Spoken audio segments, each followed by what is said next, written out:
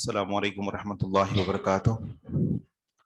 الحمدللہ رب العالمین والعاقبۃ للمتقین والصلاة والسلام علی سید الانبیاء والمرسلین نبینا محمد وعلی آلہ وصحبہ اجمعین، اما بعد فاعوذ باللہ من الشیطان الرجیم، بسم اللہ الرحمن الرحیم۔ رب اشرح لی صدری ویسر لی امری واحلل عقدۃ من لسانی یفقہوا قولی۔ ذکر الاقراء، لفظ قروء کے بارے میں ہماری گفتگو ہو رہی تھی اور اس بارے میں احادیث پیش کی گئی تھی کہ لفظ قروء اگرچہ یہ ان الفاظ میں سے ہے جسے دونوں معناؤں کے اندر استعمال کیا گیا ہے، لیکن یہ اور دونوں معنی بھی ایک دوسرے کے ضد ہیں، لیکن یہاں پر جو احادیث پیش کی ہیں اس سے معلوم ہوتا ہے کہ لفظ قر یا قروء اس کا معنی حیض ہے۔ پہلی حدیث ہم نے پڑھ لی تھی حیض۔ اچھا، حیض کو حیض کیوں کہتے ہیں؟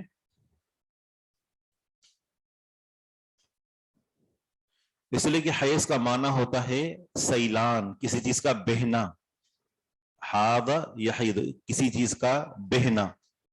حوض بھی اسی سے ہے، حوض، کیونکہ وہاں پر بھی پانی بہہ کر جو ہے وہ جمع ہوتا ہے۔ حدیث کا نمبر ہے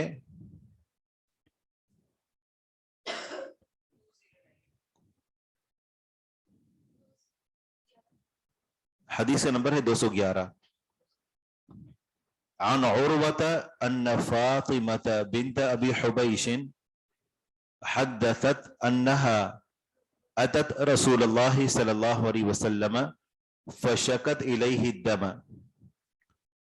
عروہ بن زبیر رحمہ اللہ سے روایت ہے کہ بے شک فاطمہ بنت ابی حبیش نے حدیث بیان کی کہ بے شک وہ رسول اللہ صلی اللہ علیہ وسلم کے پاس آئیں۔ فشکت الیہ الدم، بس انہوں نے آپ کی طرف خون کی شکایت کی کہ مجھے خون آتا ہے، استحاضہ کا۔ فقال لها رسول اللہ صلی اللہ علیہ وسلم انما ذلك عرق، تو انہیں رسول اللہ صلی اللہ علیہ وسلم نے فرمایا سوائے اس سے کچھ نہیں کہ یہ ایک رگ ہوتی ہے۔ فانظری، پس تم دیکھو، اذا اتاکی قرؤکی، جب آئے تمہارے پاس قرؤکی، کیا معنی کریں گے؟ تمہارا حیض۔ تو کیا پتہ چلا کہ یہاں لفظ قر حیض کے معنوں میں استعمال ہوا ہے۔ جی ہاں، فلا تصلی، بس تم نماز نہ پڑھو، فاذا مر قرؤک، جب تمہارا حیض گزر جائے، مر گزر جائے، قرؤک تمہارا حیض، فتطہری، بس تم پاکیزگی اختیار کرو، ثم صلی ما بین القرء الی القرء، پھر تم نماز پڑھو ایک حیض سے دوسرے حیض تک۔ هذا الدلیل علی ان الاقراء حیض، یہ دلیل ہے کہ اقراء، قرء، یہ حیض ہے۔ اس حدیث کا مفہوم یہ ہے کہ فاطمہ بنت ابی حبیش نے عروہ بن زبیر رحمہ اللہ کو یہ حدیث بیان کی کہ وہ رسول اللہ صلی اللہ علیہ وسلم کے پاس آئیں اور آپ علیہ الصلوۃ والسلام کے پاس آ کر خون کی شکایت کی کہ مجھے مسلسل خون آتا رہتا ہے، کیا یہ حیض ہے یا کچھ اور ہے، کیا میں نماز پڑھوں یا نہ پڑھوں؟ تو رسول اللہ صلی اللہ علیہ وسلم نے فرمایا کہ یہ حیض نہیں ہے بلکہ یہ ایک نس ہے جو پھٹ جاتی ہے۔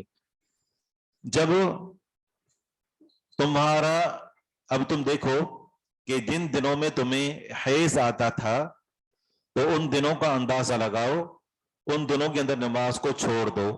جب وہ دن گزر جائیں تو اس کے بعد تم پاکیزگی اختیار کرو، یعنی تم غسل کر لو اور اس کے بعد نماز پڑھو یہاں تک کہ وہ دن آ جائیں کہ جن دنوں میں تمہیں حیض آتا تھا۔ اندازہ انسان لگائے، اگر کوئی کمی بیشی ہو گئی تو اللہ تعالیٰ معاف کرنے والا ہے، لیکن اپنی طرف سے درست اندازہ لگانے کی کوشش کرنی چاہیے۔ تو اس حدیث میں نبی صلی اللہ علیہ وسلم نے حیض کے لیے جو لفظ استعمال فرمایا وہ لفظ قرء ہے، تو دلیل ہے کہ قرء کا معنی حیض ہے. هذا الدلیل علی ان الاقراء حیض، یہ دلیل ہے کہ بے شک یہ جو قروء ہوتا ہے یہ حیض ہے، یہ معنی ہے. جی فشکت، بس اس نے شکایت کی. ماہواری کے ایام میں اگر قرآن کریم کو چھونا چاہیں تو درمیان میں کپڑا ہونا چاہیے، چاہے وہ دستانے ہو یا کوئی اور چیز ہو، تو کپڑے کے ذریعے سے قرآن کریم کو چھوا جا سکتا ہے، تو دستانے پہن کر بھی چھو سکتے ہیں.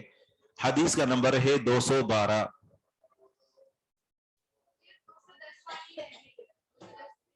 210 رہ گئی، ٹھیک ہے 210 بڑھ رہے ہیں.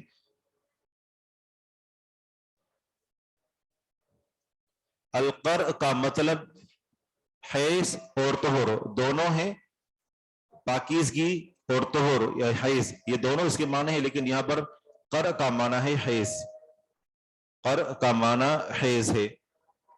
باقی یہ ہے کہ ان دنوں میں میاں بیوی کا علیحدہ رہنا، یعنی جس طریقے سے حیض میں شوہر اور بیوی علیحدہ رہتے ہیں، تو یہاں جو اگر استحاضہ شروع ہو جاتا ہے تو اس کے احکامات وہ نہیں ہیں، کیونکہ اس میں جب عورت نماز پڑھ سکتی ہے، روزے رکھ سکتی ہے، تو دیگر تمام کام بھی ہو سکتے ہیں. 210 حدیث کی طرف آتے ہیں. عن عائشہ، جی ہاں حائزہ قرآن کی تلاوت کر سکتی ہے. ان ام حبیبۃ بنت جحش کانت تستحاض 7 سنین،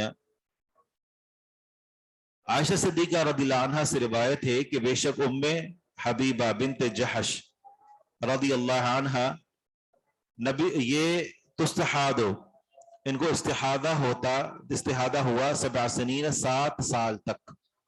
فسألت النبی صلی اللہ علیہ وسلم، پس انہوں نے نبی علیہ الصلوۃ والسلام سے سوال کیا.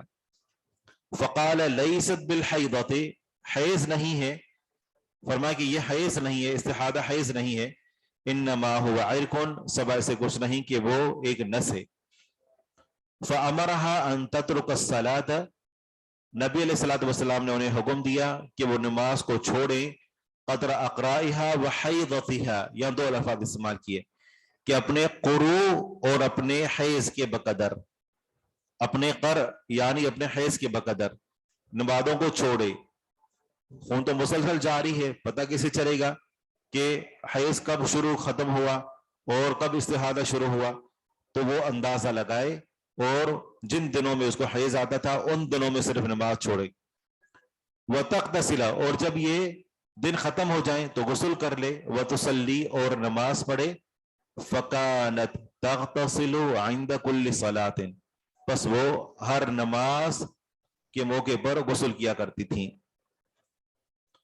تو یہاں بھی جو لفظ استعمال کیا ہے 2 لفظ استعمال کیے ہیں، قدر اقرائها وحیضتها، اپنے قر اور اپنے حیض کے بقدر. تو لفظ اقراء اس کا معنی آگے ذکر کر دیا وحیضتها، تو قر واحد لفظ ہے اور اس کی جمع اقراء آتی ہے اور اس کا معنی ہے حیض.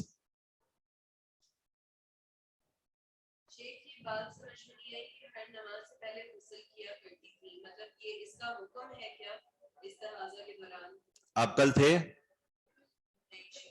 ہاں، تو کل یہ تفصیل کے ساتھ ہم ذکر کر چکے کہ اس میں 4 اقوال ہیں اور چاروں پر عمل کیا جا سکتا ہے.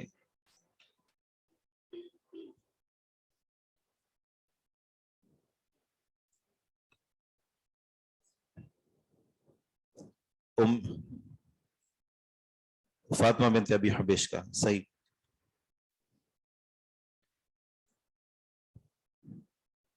نہیں، یہ حبیش ابی حبیش،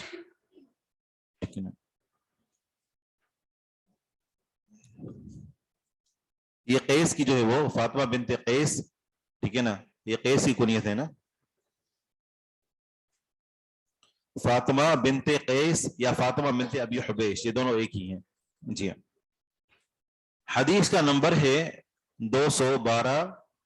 عن عائشة رضی اللہ عنہ قالت جاءت فاطمة بنت ابی حبیش الى رسول اللہ صلی اللہ علیہ وسلم. ام المؤمنین عائشہ صدیقہ رضی اللہ عنہا سے روایت ہے، فرماتی ہیں کہ فاطمہ بنت ابی حبیش نبی صلی اللہ علیہ وسلم کی طرف آئیں. فقالت انی امرأۃ استحاض، اس نے کہا کہ بے شک میں ایک ایسی عورت ہوں کہ جس کو استحاضہ ہے. فلا اطہر، بس میں پاک نہیں رہتی، پاک نہیں رہ پاتی. اف ادع الصلاۃ، کیا پس میں چھوڑوں نماز کو، ادعو چھوڑوں، وداع بھی اسی سے ہے، الوداع بھی اسی سے ہے، وداع اسی سے لفظ یہ گیا ہے. اف کیا پس ادعو میں چھوڑوں الصلاۃ نماز، کیا بس میں نماز چھوڑوں. قال لا، رسول اللہ صلی اللہ علیہ وسلم نے فرمایا کہ نہیں. انما ذالک عرق، سوائے اس کا کچھ نہیں کہ یہ ایک نس ہے، حقیقت یہ ہے کہ یہ ایک نس ہے. ولیست بالحیضۃ، اور یہ حیض نہیں ہے. فَإِذَا أَقْبَلَتِ الْحَيْضَةُ فَدَعِ الصَّلَاةَ، پس جب حیض آئے تو نماز چھوڑ دو. وَإِذَا أَدْبَرَتْ، اور جب وہ پیٹ پھیر لے یعنی چلا جائے، ختم ہو جائے. فَغْسِلِي، وَإِذَا أَدْبَرَتْ، اور جب وہ چلا جائے. فَغْسِلِي عَنْكِ الدَّمَ، پس تم دھو اپنے آپ سے خون. وَصَلِّي، اور نماز پڑھو. اپنے آپ سے خون دھو اور نماز پڑھو، معنی یہ کہ حیض کے دن جب ختم ہو جائیں تو تم نے غسل کرنا ہے، اپنے آپ سے خون کو دھونا ہے، اور پھر اس کے بعد تم نے نماز پڑھنی ہے. ذکر اغتسال المستحاضۃ، یہ باب ہے اس بیان میں کہ جو استحاضہ والی عورت ہے اس کا غسل کرنا، استحاضہ والی عورت کا غسل کرنا. جیسا کہ ہم نے کل ذکر کیا تھا کہ اس میں 4 اقوال ہیں. پہلا قول یہ ہے کہ اس کے اوپر صرف ایک ہی مرتبہ غسل کرنا ہے، استحاضہ والی عورت کے اوپر صرف ایک مرتبہ غسل کرنا ہے، اور وہ تب جب حیض ختم ہو اور استحاضہ شروع ہو. اور دوسرا قول یہ ہے کہ اس کے لیے ضروری ہے کہ وہ ہر نماز سے پہلے غسل کر لے. اس بارے میں بھی حدیث موجود ہیں، پہلے قول کے بارے میں بھی حدیث موجود ہیں. اور تیسرا یہ ہے کہ دن اور رات میں 3 مرتبہ غسل کرے. فجر کے لیے علیحدہ، ظہر اثر دونوں کو جمع کرے ان کے لیے علیحدہ غسل کرے، اور مغرب اور عشاء دونوں کو جمع کر کے ان کے لیے علیحدہ غسل کرے. اور چوتھا قول یہ ہے کہ اس کے اوپر دن اور رات میں ایک ہی مرتبہ غسل کرنا ہے، صرف ایک مرتبہ غسل کرے اتنا کافی ہے. باقی یہ ہے کہ وہ کپڑا باندھ کر رکھے، ہر نماز کے لیے وہ علیحدہ علیحدہ وضو کرے. جتنے بھی اقوال ہیں، جو تیسرا قول ہے کہ وہ دن اور رات میں 3 مرتبہ غسل کرے، اس میں دو نمازیں جمع ہو رہی ہیں، تو اس میں دوبارہ سے وضو کرنے کی ضرورت نہیں کیونکہ 2 نمازیں اکٹھے پڑھ رہی ہے. باقی اس کے علاوہ جو بھی صورتیں ہیں، یعنی اگر وہ غسل ہر نماز کے لیے نہیں کر رہی تو اس کے لیے ضروری ہے کہ وہ اس صورت میں وضو کرے.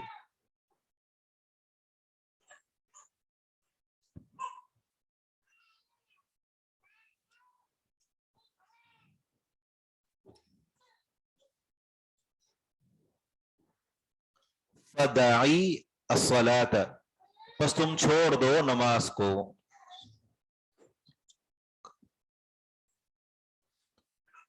غسل جمع کرے گی تو ظاہری بات ہے نماز بھی جمع کرے گی.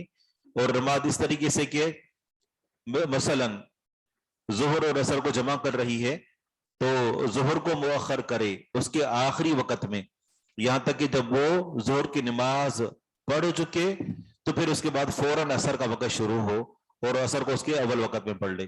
تو ظہر کو اس کے آخری وقت میں، عصر کو اس کے اول وقت میں پڑھ لیا. اور یہی معاملہ مغرب اور عشاء کا بھی ہے.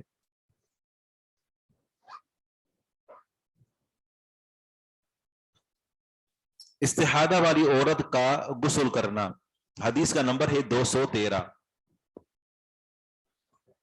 عن عائشة رضی اللہ عنہا ان امرأة مستحاضة على عهد رسول الله صلى الله عليه وسلم قيل لها إنه عرق عاند. ام المؤمنین عائشہ صدیقہ رضی اللہ عنہا سے روایت ہے، فرماتی ہیں کہ بے شک ایک استحادہ والی عورت تھی نبی صلی اللہ علیہ وسلم کے دور میں. قیل لہا، اسے کہا گیا، انہو عرق عاند، کہ بے شک یہ ایک ضدی رگ ہے. عاند، یہ ایک ضدی رگ ہے، یہ ایک سرکش رگ ہے جو خون بہانے سے باز نہیں آتی. عاند ضدی، سرکش.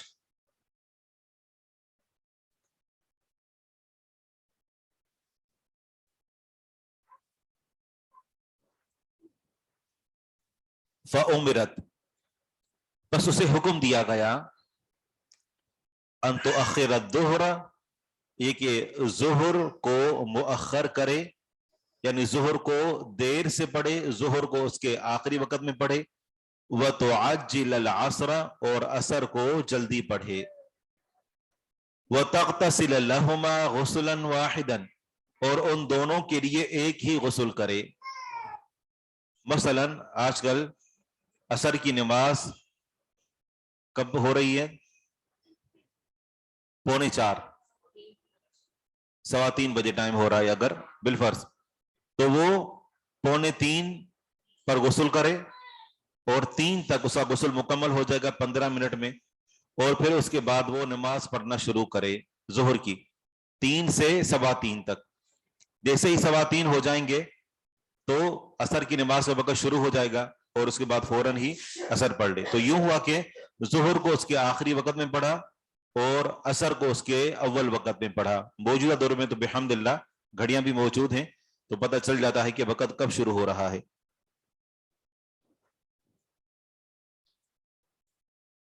وَتُؤَخِّرَ الْمَغْرِبَ، اور مؤخر کرے، تاخیر سے پڑھے مغرب. وَتُعَجِّلَ الْعِشَاء، اور عشاء کو جلدی پڑھے، یہ بھی اسی طرح. وَتَغْتَسِلَ لَهُمَا غُسْلًا وَاحِدًا، اور ان دونوں کے لیے، یعنی دونوں نمازوں کے لیے ایک ہی غسل کرے. وَتَغْتَسِلَ لِصَلَاةِ الصُّبْحِ غُسْلًا وَاحِدًا، اور غسل کرے لِصَلَاةِ الصُّبْحِ، فجر کی نماز کے لیے، غُسْلًا وَاحِدًا، ایک ہی مرتبہ غسل کرنا.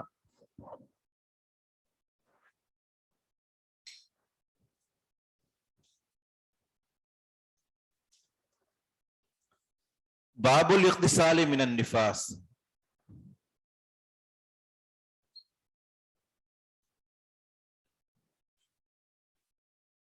اذان کو اول وقت میں نہیں شمار کرے گی. نہیں، اذان ضروری نہیں ہے، وقت کی اہمیت ہے. اگر کسی ایسے علاقے میں رہ رہی جہاں اذان ہی نہیں ہوتی تو پھر تو بات وقت کی ہے، بات اذان کی نہیں ہے.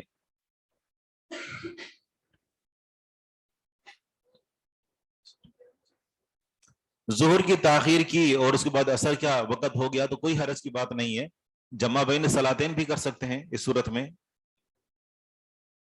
باب الاغتسال من النفاس. نفاس جو کہ بچہ پیدا ہونے کے بعد خون جاری ہوتا ہے، اس کو نفاس کہا جاتا ہے. اس کی زیادہ سے زیادہ جو مدت شریعت نے مقرر کی ہے وہ 40 دن ہے، اور اگر اس سے پہلے بچے کی ولادت کے بعد اگر خون بند ہو جاتا ہے تو پھر اس کے فوراً بعد وہ غسل کرے گی اور اس کے بعد نماز پڑھنا شروع کر دے گی. لیکن اگر نفاس کا خون جاری ہے، بچہ ابھی پیدا ہوا، 2-3 دن ہی گزرے ہیں، نفاس کا خون ابھی جاری ہے، تو اگر وہ اپنے آپ کو پاک صاف کرنے کے لیے غسل کرنا چاہے تو کر سکتی ہے، لیکن نماز نہیں پڑھے گی.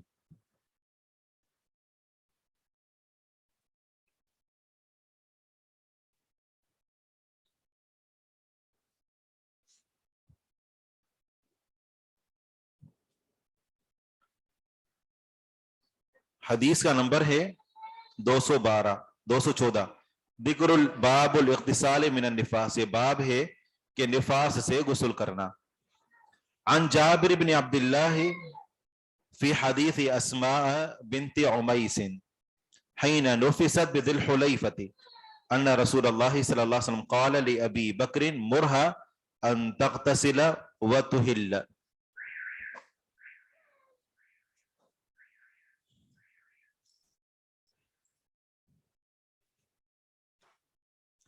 یہ حدیث ہے سیدنا جابر بن عبداللہ رضی اللہ عنہ سے. اسماء بنت عمیس یہ سیدنا ابو بکر صدیق رضی اللہ عنہ کی بیوی تھیں. حین نفست بذی الحلیفہ جب یہ نفاس والی ہوئیں ذو الحلیفہ کے مقام پر. جب یعنی ان کو بچہ پیدا ہوا اور ذو الحلیفہ کہاں ہے؟ یہ مکہ مکرمہ کے لیے جب کوئی حج یا عمرہ کرنے کے لیے نکلتا ہے تو شریعت نے جو میقات مقرر کی ہیں تو مکہ کی سب سے جو دور میقات ہے وہ مدینہ منورہ سے نکلتے ہوئے ہے، جس کو ابیار علی اور موجود دور میں مسجد علی بھی کہا جاتا ہے، اور یہی جگہ ذو الحلیفہ کہلاتی ہے. ٹھیک ہے، تو جب یہ وہاں سے نکلے تھے تو رسول اللہ صلی اللہ علیہ وسلم کو پتا چلا کہ اسماء بنت عمیس ان کو بچہ پیدا ہوا ہے، اور یہ بھی جو ہے وہ حج کے ارادے سے نکلی تھی. تو رسول اللہ صلی اللہ علیہ وسلم نے ان کے شوہر ابو بکر صدیق رضی اللہ عنہ کو حکم دیا، فرمایا کہ قال لأبی بکر مرہا، ابو بکر صدیق رضی اللہ عنہ کو حکم دیا، کہا مرہا تم اسے حکم دو، یعنی تم اپنی بیوی کو حکم دو، ان تغتسل یہ کہ وہ غسل کر لے، وتحل اور احرام باندھ لے. یہاں سے ایک بات تو یہ معلوم ہوئی کہ احرام باندھتے ہوئے غسل کرنا، ایک تو یہ معاملہ معلوم ہوا کہ اگر کوئی میل کچیل ہے، کوئی گندگی ہے تو اس کو صاف کرنا چاہیے. لیکن یہاں پر جو غسل کرنے کا معاملہ ہے نفاس والی کے لیے، تو یہاں سے شریعت کے احکامات شروع نہیں ہو جائیں گے. صرف اتنا ہے کہ وہ احرام کی نیت نفاس کی حالت میں کر سکتی ہے، اور اس کے بعد ظاہری بات ہے کہ کافی ایک لمبا عرصہ ہوتا ہے سفر میں، اور تب تک اس کا نفاس مکمل ہو چکا ہوگا، اور پھر اس کے بعد جا کر وہ، کیونکہ ظاہری بات ہے واپس وہ نہیں آئے گی دوبارہ سے احرام کی نیت باندھنے کے لیے. یہاں سے جب گزر رہے ہیں ایک مشقت والا سفر ہے تو بس نیت کر لے. اور عورت کو ظاہری بات دو کپڑے تو نہیں باندھنے ہوتے مرد کی طرح کہ اس کو پریشانی ہو، انہی کپڑوں میں ہوتی ہے، صرف نیت کر لے، غسل کرے، نیت کر لے، بھلے وہ نفاس کی حالت میں ہے. آگے جب اس کا نفاس ختم ہوگا تو شریعت کے احکامات اس کے اوپر لاگو ہوں گے. تو یہ جو غسل کرنے کا معاملہ ہے تو یہ ہے کہ اس کے بعد شریعت کے احکامات اس کے اوپر شروع نہیں ہو جائیں گے، وہ نماز نہیں پڑھے گی، یہ مطلب ہے. مرہا تم اسے حکم دو. 40 دنوں سے زیادہ عام طور پر یہ خون جاری نہیں رہتا، اور اگر جاری رہتا ہے تو پھر اس کا علاج کروانا چاہیے، لیکن ساتھ ساتھ غسل کر کے نماز پڑھنا شروع کر دے. روزے رکھیں تو روزے رکھنا شروع کر دے، کیونکہ اس کے بعد کوئی اور مسئلہ ہے، کوئی اور بیماری ہے. نفاس کا خون 40 دنوں سے زیادہ نہیں آتا. ظاہری بات ہے وہ حج کے ارکان بھی نہیں کر سکتی، مسجد کے اندر بھی داخل نہیں ہو سکتی، حیض کے طرح یہ اس کے احکامات ہیں. کیونکہ ظاہری بات ہے کہ جب داخل ہوگی تو اس کو نماز بھی پڑھنی ہوگی اور مسجد میں داخل ہونا ہوگا، تو حائضہ عورت جو مسجد میں داخل نہیں ہو سکتی. تو ان سارے معاملات کی وجہ سے وہ حج کے ارکان ادا نہیں کرے گی، لیکن تب تک اس کا نفاس کا خون ختم ہو چکا ہوگا. تو ہل وہ احرام باندھ لے. احرام سے پہلے غسل کرنا واجب نہیں ہے، مستحب ہے، اور اگر کوئی غسل نہیں کرتا تو کوئی اس کے اوپر گناہ نہیں ہے. ہم اکثر لوگوں کو دیکھا کرتے تھے باقاعدہ بسیں رکوا کر غسل کر کے اور پھر وہاں سے نکلتے تھے. یہ تو ٹھیک ہے کہ اگر آپ اپنے گھر سے غسل کر کے احرام باندھ کر نکلتے ہیں، گاڑی وہاں سے گزر رہی ہوتی ہے، ڈرائیورز بھی بتاتے ہیں کہ اب ہم میقات کے پاس سے گزر رہے ہیں اور نیت کر لیں. اگر کوئی سویا ہوا ہوتا ہے اس کو بھی جگاتے ہیں، لیکن یہ کہ وہاں پر اتر کر باقاعدہ غسل کر کے اور پھر احرام باندھنا ضروری نہیں ہے. رش لگا ہوا ہوتا ہے لوگوں کا.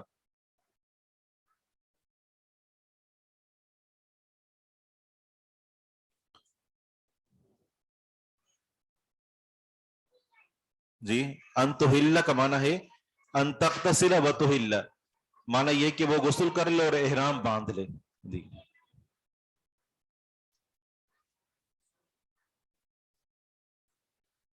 باب الفرق بین دم الحید والاستحادۃ، یہ باب ہے اس بیان میں کہ حیض اور استحادہ کے خون میں فرق کرنا. کیسے فرق کیا جائے گا کہ اب حیض کا خون ختم ہو چکا اور استحادہ شروع ہو چکا ہے. اس سے پہلے تو دونوں شاید ایک ساتھ ہی آ رہے ہوں. حدیث کا نمبر ہے 215. عن فاطمہ بنت ابی حبیش انہا کانت تستحاد، فاطمہ بنت ابی حبیش رضی اللہ عنہا سے روایت ہے بے شک ان کو استحادہ ہوتا. فقال لها رسول اللہ صلی اللہ علیہ وسلم، آپ علیہ الصلوۃ والسلام نے ان سے فرمایا اذا كان دم الحیض فإنه دم اسود يعرف، جب حیض کا خون ہوتا ہے پس بے شک وہ، اذا كان دم الحیض، جب حیض کا خون ہوتا ہے، فإنه بس بے شک وہ، دم اسود، سیاہ خون ہوتا ہے، یعنی سیاہی کی طرف مائل ہوتا ہے. عام طور پر خون کا رنگ لال ہوتا ہے لیکن حیض کا خون سیاہی مائل ہوتا ہے. یعرف، اس کو پہچانا جاتا ہے، یعنی عورتیں اس کو پہچانتی ہیں. فَأَمْسِكِي عَنِ الصَّلَاةِ، استحادہ کے دوران اگر اس طرح کا خون دیکھو تو پھر نماز سے رک جاؤ. فَإِذَا كَانَ الْآخَرُ، بس جب دوسرا ہو، یعنی سیاہی کے علاوہ سرخ خون آنا شروع ہو جائے، فَتَوَضَّئِ، بس تم وضو کرو. فَإِنَّمَا هُوَ عِرْقٌ، بس سوائے اس سے کچھ نہیں کہ وہ ایک نس، یعنی نس سے پھوٹنے والا خون ہے. یہ وہ خون نہیں ہے کہ جو رحم ہر ماہ جو ہے وہ پھینکا کرتا ہے.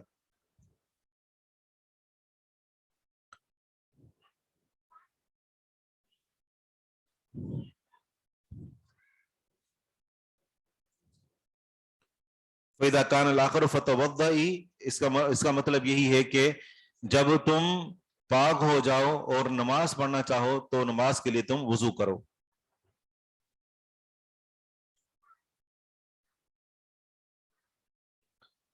حدیث ہے 216.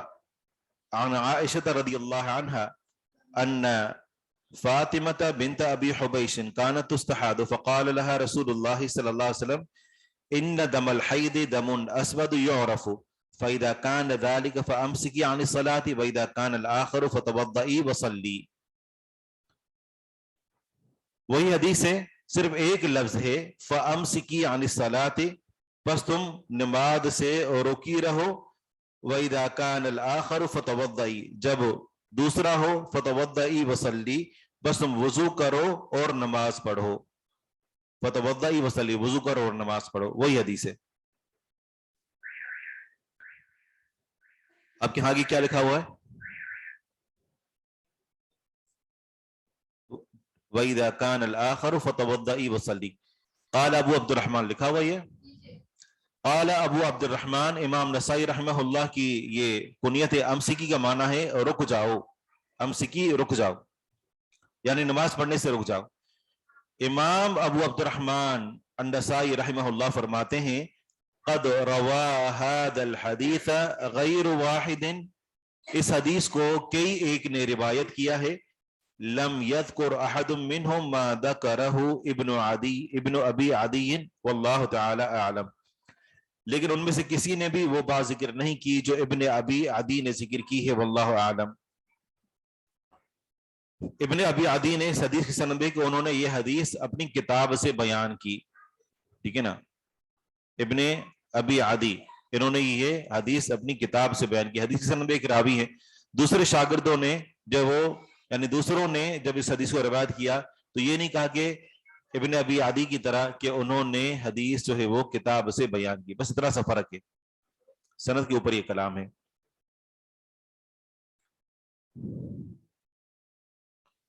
عن عائشہ رضی اللہ عنہا، حدیث کا نمبر ہے 217.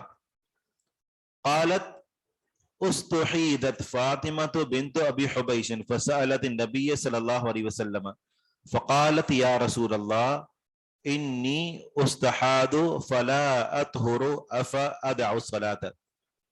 عائشہ صدیقہ رضی اللہ عنہا سے روایت ہے فرماتے ہیں کہ استحیدت فاطمہ بنت ابی حبیش، استحادہ والی ہوئیں فاطمہ بنت ابی حبیش، استحادہ والی ہوئیں فاطمہ بنت ابی حبیش، فسألت النبی، بس انہوں نے نبی صلی اللہ علیہ وسلم سے سوال کیا، فقالت، بس کہا، یا رسول اللہ، اے اللہ کے رسول صلی اللہ علیہ وسلم، انی استحاد، بے شک مجھے استحادہ ہوئے، فلا اطہر، بس میں پاک نہیں رہتی، افا ادع الصلاۃ، کیا پس میں نماز چھوڑ دوں؟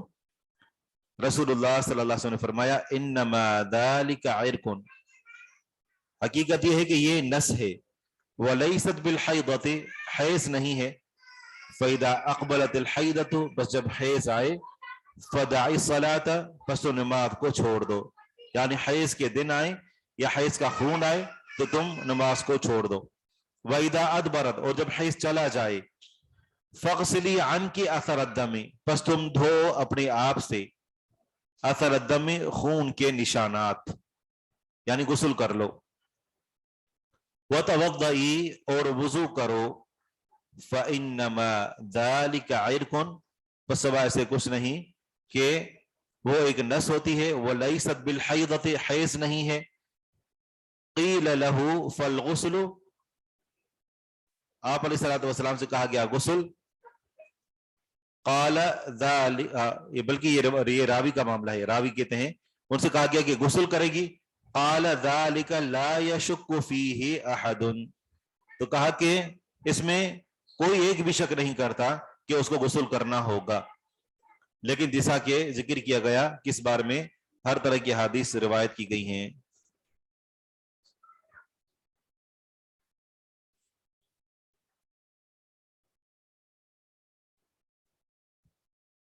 حیض کی صورت میں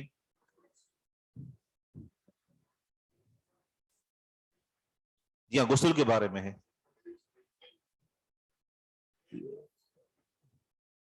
جی ہاں بالکل،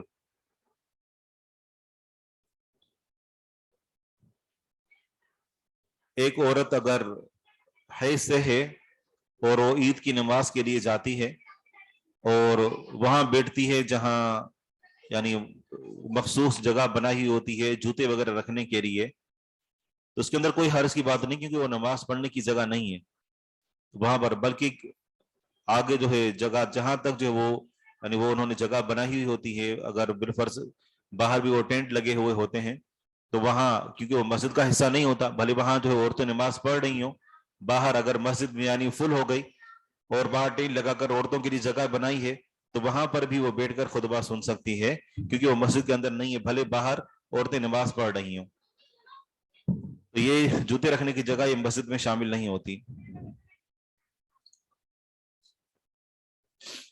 حیض حائزتن، یا پھر یہ کہ حائزن حائزتن، کوئی فرق نہیں ہے ان میں، ٹھیک ہے نا، یہ ہر طرح کی سے لفظ استعمال ہوا ہے۔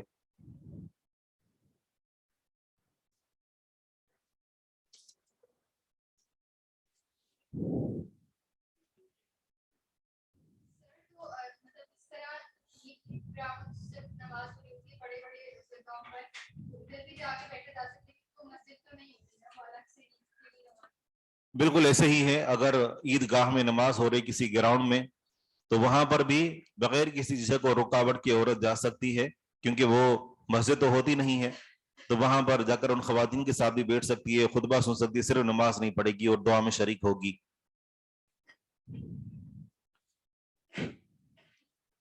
امام نسائی رحمہ اللہ فرماتے ہیں لا اعلم احدا ذکر فی هذا الحدیث وتوضئی، کہتی ہے کہ کسی کو میں نہیں جانتا کہ جس نے اس حدیث میں حماد بن زید کے علاوہ وتوضئی کے الفاظ ذکر کیے ہوں۔ وقد روا غیر واحد عن ہشام، ہشام سے روایت کرنے والے کئی ایک ہیں، ولم یذکر فیہ وتوضئی، اس میں وضو کا ذکر نہیں ہے، لیکن حماد بن زید جب ہشام سے روایت کرتے ہیں تو انہوں نے وتوضئی کے الفاظ ذکر کیے ہیں، یعنی فغسلی عنک اثر الدم وتوضئی، اپنے آپ سے خون کے نشانات دھو اور وضو کرو۔ یہ اس کے لیے بھی ہے کہ جب ایک مرتبہ حیض کا غسل کر چکی، حیض سے پاک ہونے کا، اور اس کے بعد جب کبھی نماز کا وقت آئے گا تو اپنے آپ سے خون کے نشانات دھوئے گی، یعنی کہ انہی کپڑوں میں کھڑے ہو کر وہ نماز پڑھے گی نہیں، کم از کم وہ نشانات اپنے کپڑے سے، اپنے جسم سے دھونا ضروری ہے، اس کے بعد وضو کرے گی اور پھر وہ نماز پڑھے گی۔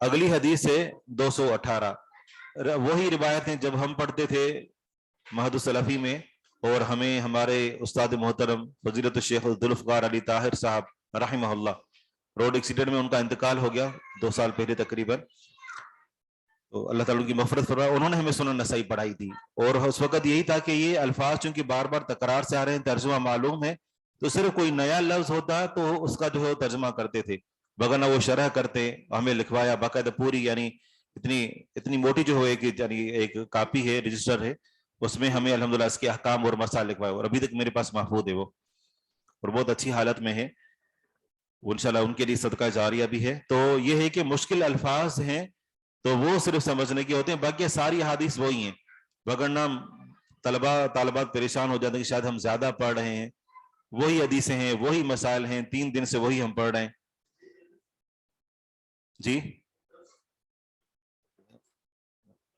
جی ہاں، عن عائشة رضی اللہ عنہا قالت فاطمة بنت ابی حبیش یا رسول اللہ صلی اللہ علیہ وسلم لا اطہر افادع الصلاة فقال رسول اللہ صلی اللہ علیہ وسلم انما ذلك عرق وليست بالحیضة فإذا أقبلت الحيضة فدعي الصلاة فإذا ذهب قدرها فاغسلي عنك الدم وصلي۔ اب یہاں پر یہ فإذا ذهب قدرها، جب اس کی بقدر چلا جائے، حیض کی بقدر وقت گزر جائے، جی ہاں، حیض کی بقدر وقت گزر جائے، حیض کی بقدر دن گزر جائیں، فاغسلي عنك الدم، اپنے آپ سے خون کو دھو، وصلي، اور نماز پڑھو۔ حیض کی بقدر دن گزر جائیں مطلب اب استحاضہ شروع ہو چکا ہے، تو حیض کے دنوں کا اندازہ لگا اور اتنی مقدار میں دن گزر جائیں تو پھر غسل کرو اور خون کے اثرات کو دھو اور نماز پڑھو۔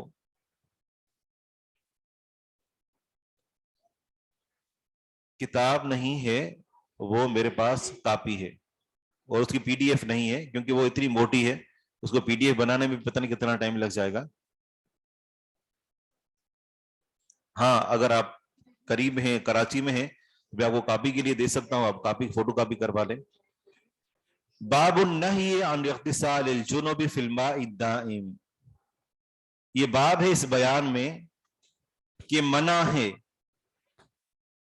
219 رہ گئی، ہم کچھ زیادہ جو جمپ لگا رہے ہیں۔ عن عائشہ رضی اللہ عنہ ان بنت ابی حبیش قالت یا رسول اللہ صلی اللہ علیہ وسلم انی لا اطہر افاترک الصلاة قال لا انما هو عرق قال خالد فیما قرأت علیہ، خالد اس حدیث کے اندر ایک راوی ہے خالد بن حارث، کہتے ہیں کہ جو میں نے فیما قرأت علیہ، میں نے جو ہشام بن عروہ پر حدیث بیان کی، جو میں نے اس کے اوپر پڑھا، اس میں یہ تھا کہ وَلَيْسَتْ بِالْحَيْضَةِ، صرف اتنی سی جو تبدیلی ہے راوی کی طرف سے، وَلَيْسَتْ بِالْحَيْضَةِ، یہ جو استحاضہ کا خون ہے یہ نس ہے، وَلَيْسَتْ بِالْحَيْضَةِ حیض نہیں ہے، فَإِذَا أَقْبَلَتِ الْحَيْضَةُ فَدَعِ الصَّلَاةَ وَإِذَا أَدْبَرَتْ فَاغْسِلِي عَنْكِ الدَّمَ وَصَلِّي۔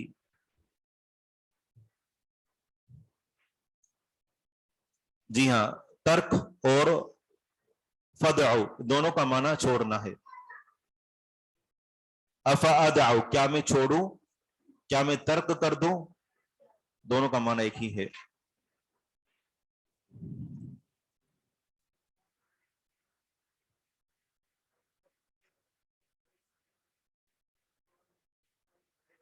صحیح۔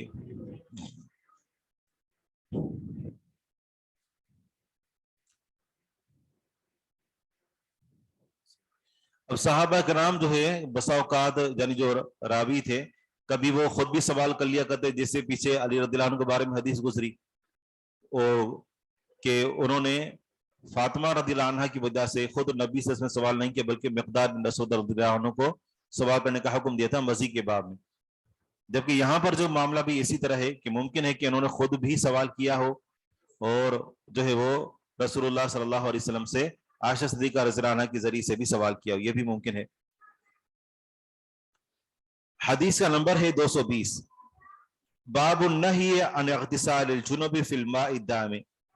یہ باب ہے کہ منع ہے جنبی کا غسل کرنا فی الماء الدائم، رکے ہوئے پانی میں، ٹھہرے ہوئے پانی میں، جیسے کنواں ہے یا حوض ہے یا تالاب ہے یا ایک گڑھا بنا ہوا ہے، تو جو پانی رکا ہوا ہے اس رکے ہوئے پانی میں جنبی کا اتر کے نہانا اور اپنی جنابت کا غسل کرنا یہ منع ہے.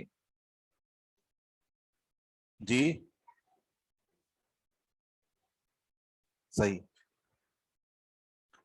عن ابی ہریرہ رضی اللہ عنہ یقول قال رسول اللہ صلی اللہ علیہ وسلم لا یغتسل، نہ غسل کرے، احدکم، تم میں سے کوئی ایک، فی الماء الدائم، رکے ہوئے پانی میں، وہو جنوبن، اس حال میں کہ وہ جنبی ہو، جنابت کی حالت میں رکے ہوئے پانی میں غسل نہ کرے. بالکل واضح وجہ ہے کہ اس کے جسم پر غلاظت لگی ہوئی ہوگی، نجاست لگی ہوئی ہوگی، وہ اترے گا تو سارے پانی کو وہ ناپاک کر دے گا.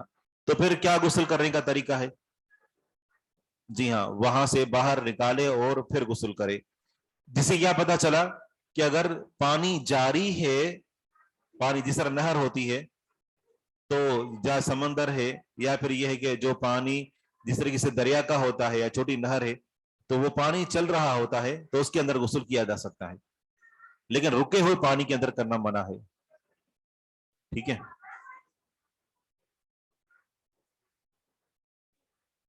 اگر چلتے ہوئے پانی میں بھی، ہاں بالکل، صرف جنبی یا سب کا نہیں، صرف جنبی کے لیے منع ہے. نہیں، یہ پوچھ رہے ہیں کہ رکے ہوئے پانی میں، رکے ہوئے پانی میں کیا سب کے لیے منع ہے یا صرف جنبی کے لیے؟ سب کے لیے منع نہیں ہے. رکے ہوئے پانی کے اندر جیسے کوئی گڑھا ہے، کوئی کھرڈ ہے یا پھر یہ ہے کہ کوئی تالاب ہے، تو کیا اس کے اندر اتر کر نہانا منع ہے؟ جیسے مثال کے طور پر سوئمنگ پول ہے، کیا اس کے اندر اتر کر جو ہے وہ نہانا منع ہے؟ نہیں. دیکھیں شریعت کی طرف سے معاملہ ہے، اس کا کیا حکم ہے؟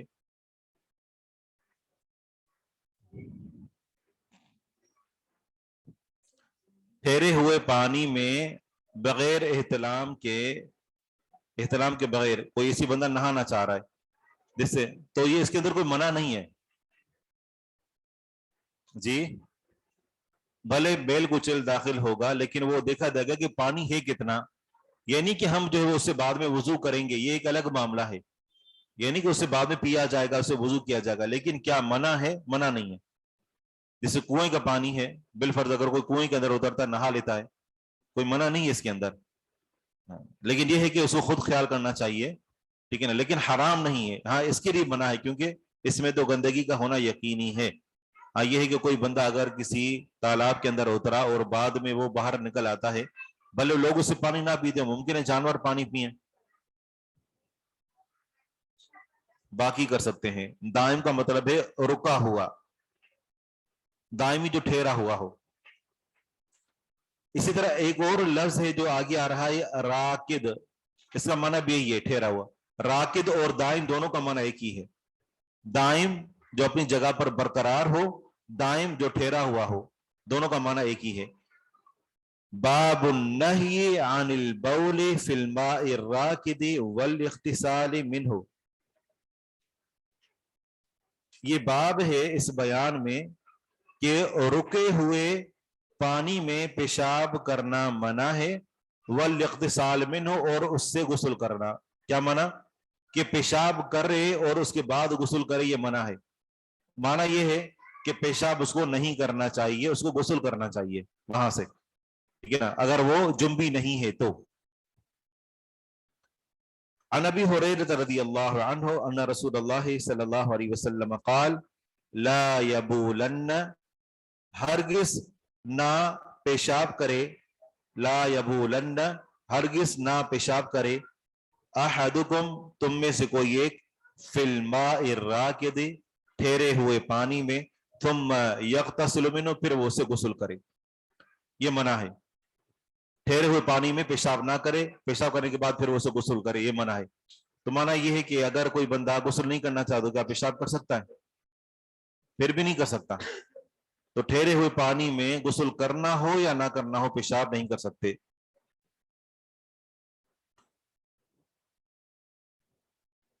کسی کو نہ پتا ہو کہ پانی کیسا ہے اور اس نے وضو کر لیا, نماز بھی پڑھ لی, اور بعد میں اگر اسے پتہ چلتا ہے کہ پانی ناپاک تھا تو اس صورت میں نماز واپس پڑھنی چاہیے. بالکل, اگر ناپاک پانی, ویسے پانی کب ناپاک ہوتا ہے, کیسے پتا چلتا ہے کہ پانی ناپاک ہے؟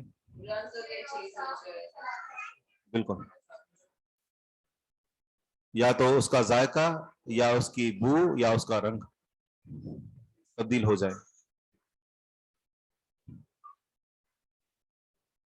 حدیث کا نمبر ہے 222. باب ذکر الاغتسال اول اللیل. یہ باب ہے اس بیان میں کہ رات کے پہلے پہر میں, رات کے پہلے پہر میں یعنی رات کے آغاز میں غسل کرنا, رات کے شروع والے حصے میں غسل کرنا. حدیث کے راوی ہیں غضیف بن حارث. انہوں نے رسول اللہ صلی اللہ علیہ وسلم, انہوں نے ام المومنین عائشہ صدیقہ رضی اللہ عنہ نے سوال کیا ای اللیل کان یغتسل رسول اللہ صلی اللہ علیہ وسلم. ای اللیل, کون سی رات میں, یعنی رات کے کون سے حصے میں, رات کے کون سے حصے میں کان یغتسل رسول اللہ, رسول اللہ صلی اللہ علیہ وسلم غسل کیا کرتے تھے. ظاہری بات ہے یہ جو پوچھا جا رہا ہے یہ عام غسل کے بارے میں نہیں ہے بلکہ غسل جنابت کے بارے میں ہے کہ رسول اللہ صلی اللہ علیہ وسلم غسل جنابت کس ٹائم کیا کرتے تھے. یعنی کہنے کا مقصد یہ ہے کہ ایک شخص جس نے اپنی بیوی کے ساتھ رات کے اول حصے میں ہم بستری کی تو کیا اس کو فوراً غسل کرنا ضروری ہے یا آدھی رات تک اس کو مؤخر کر سکتا ہے یا فجر کے پہلے پہلے تک جو ہے وہ اس کو مؤخر کر سکتا ہے. وہ ساتھ ہے اس مسئلے میں. ای اللیل, رات کے کس حصے میں کانا یغتسل رسول اللہ, رسول اللہ صلی اللہ علیہ وسلم غسل کیا کرتے تھے. قالت, انہوں نے فرمایا ربما اغتسل اول اللیل, بس اوقات آپ علیہ الصلوۃ والسلام غسل کرتے رات کے آغاز میں, رات کے شروع میں. وربما, اور بسا اوقات کبھی کبھار, اغتسل غسل کرتے آخرہ, رات کے آخر میں. اس کا معنی یہ کہ پوری رات جنابت کی حالت میں گزار دیتے. صحیح لازم آ رہا ہے نا کہ رات کے آخر میں جب غسل کرتے تو معنی یہ ہے کہ وہ کافی عرصہ جنابت کی حالت میں گزرتا, حتیٰ کہ بس اوقات سحری بھی جنابت کی حالت میں کر لیتے. جی ہاں. قل تو میں نے کہا الحمدللہ, تمام تعریفیں اللہ کے لیے ہیں. الذی جعل فی الامر ساعتا, کہ جس نے بنائی ہے معاملے میں کشادگی, بنائی ہے معاملے میں وسعت, جس نے معاملے میں وسعت رکھ دی ہے. غسل کرنے کے معاملے میں ہمارے اوپر کوئی تنگی نہیں کی کہ فوراً ہی غسل کرنا ہے, 10-15 منٹ بعد فوراً غسل کر لینا ہے, یا اتنا وقت اس کے بعد جو ہے وہ ضروری غسل کر لے. تمام تعریف اس اللہ کے لیے ہیں کہ جس نے معاملے کے اندر کشادگی رکھی. بس یہ ہے کہ اگلی نماز سے پہلے پہلے انسان غسل کر لے, باقی کوئی وقت کی تنگی نہیں ہے.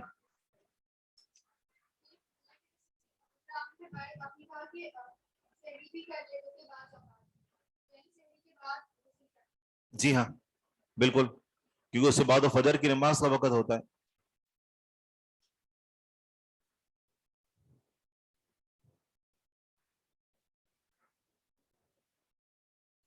بالکل بالکل صحیح. الاغتسال اول اللیل و آخرہ، اسی سے ملتی جلتی حدیث ہے کہ غسل کرنا رات کے آغاز میں اور رات کے آخر میں۔ غدیف بن حارث کہتے ہیں دخلت علی عائشہ رضی اللہ عنہا فسألتها، میں داخل ہوا عائشہ صدیقہ رضی اللہ عنہا پر، میں نے ان سے سوال کیا، قلت، میں نے کہا، اکان رسول اللہ صلی اللہ علیہ وسلم یغتسل من اول اللیل او من آخرہ، کیا تھے رسول اللہ صلی اللہ علیہ وسلم غسل کرتے رات کے شروع میں یا اس کے آخر میں؟ قالت، عائشہ صدیقہ رضی اللہ عنہا نے فرمایا، کل ذالک، یہ سب، یعنی ان سب پر آپ علیہ الصلوۃ والسلام نے عمل کیا۔ کیسے؟ ربما اغتسل من اولہ، کل ذالک، یہ سب، یعنی یہ سب کیا۔ ربما اغتسل من اولہ، بس اوقات رات کے آغاز میں غسل کرتے، یا بس اوقات رات کے آغاز میں غسل کیا، وربما اغتسل من آخرہ، اور بس اوقات رات کے آخر میں غسل کیا۔ قلت الحمد للہ الذی جعل فی الامر سعۃ، تمام تعریف اللہ کے لیے ہیں کہ جس نے معاملے میں کشادگی رکھی ہے۔ تہجد چھوٹ جاتا ہوگا؟ نہیں، نبی صلی اللہ علیہ وسلم تہجد نہیں چھوڑتے، تو یہ بھی ممکن ہے کہ کیونکہ نبی صلی اللہ علیہ وسلم کا یہ معمول نہیں تھا کہ فجر کی اذان سے جو ہے وہ متصل تہجد پڑھتے ہوں، رات کے تیسرے پہر میں تہجد پڑھتے، یعنی رات کا اول حصہ سوتے، پھر ایک تہائی قیام کرتے، پھر جو وہ ایک حصہ سوتے، اور اس کے بعد فجر کی نماز، یعنی تہجد پڑھ کر پھر آپ علیہ السلام سو جایا کرتے تھے۔ شیخ تہجد کے حوالے سے ایک سوال پوچھنا ہے کہ اس کے لیے نیند کا ہونا ضروری ہے؟ نہیں، بالکل بھی نہیں، تہجد کے لیے نیند کرنا ضروری نہیں ہے۔ ہاں، ایک بندے کو نیند نہیں آ رہی کہ تہجد پڑھنا ہے، گولی کھا کر سو جائے کہ نیند ضروری ہے، ایسا ضروری نہیں ہے۔ جی ہاں، تہجد انبیاء اکرام پر فرض ہوتا ہے۔